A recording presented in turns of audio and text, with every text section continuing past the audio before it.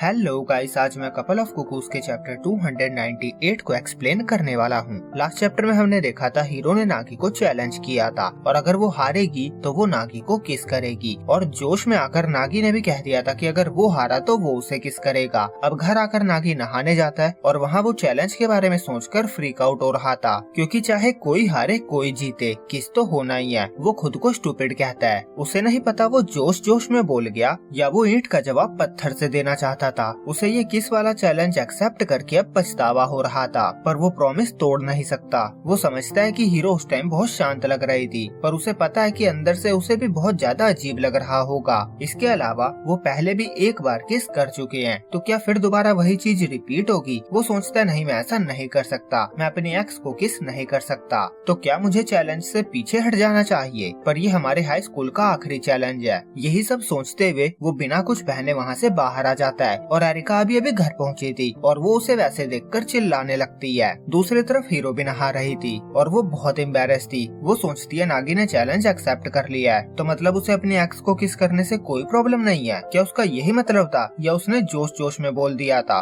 वो सोचती है शायद उसने मजाक में कहा होगा, इसीलिए अगर वो इसे सीरियस लेगी तो वो बेवकूफ लगेगी। फिर अगले दिन लंच टाइम पे हीरो और एरिका साथ में लंच करते हैं। एरिका बताती है उसे न्यू जॉब मिली है और कल देर तक वो शूट में ही बिजी थी, और उसके बाद जब वो थक कर घर गई तो नागी नहा कर बिना कपड़ों के उसके सामने आ गया। ऐसा कौन करता है, और इसी पे नागी को छींक आती है। वो दूसरी तरफ शियोन के साथ लंच कर रहा था। सीन वापस एरिका पे आता है। वो बताती है उसने कहा था कि वो कुछ सोच रहा था। उसके बाद उसने ज्यादा बात नहीं की और पढ़ने के लिए अपने रूम में चला गया। वो टेस्ट से रिलेटेड इम्पोर्टेंट चैलेंज की बात कर रहा था। हीरो कहती है मुझे ये बात उसके फियांसे से नहीं करनी चाहिए, पर मैं और किसी के साथ शेयर भी नहीं कर सकती। वो चैलेंज के बारे में एरिका को बताती है और एरिका नागी को ठरकी के साथ साथ बहुत कुछ बोलती है, और इसीलिए दूसरी तरफ नागी की छींकें रुकने का नाम नहीं ले रही थी। हीरो कहती है मुझे नहीं पता ये कैसे हो गया। एरिका कहती है मुझे लगता है ये तुम्हारी वजह से ही हुआ है, पर नागी भी बराबर जिम्मेदार है। वो पूछती है तुमने मजाक में कहा था ना। हीरो कहती है हाँ, इसीलिए मैं सोच रही थी कि नागी इस बारे में क्या सोच रहा होगा।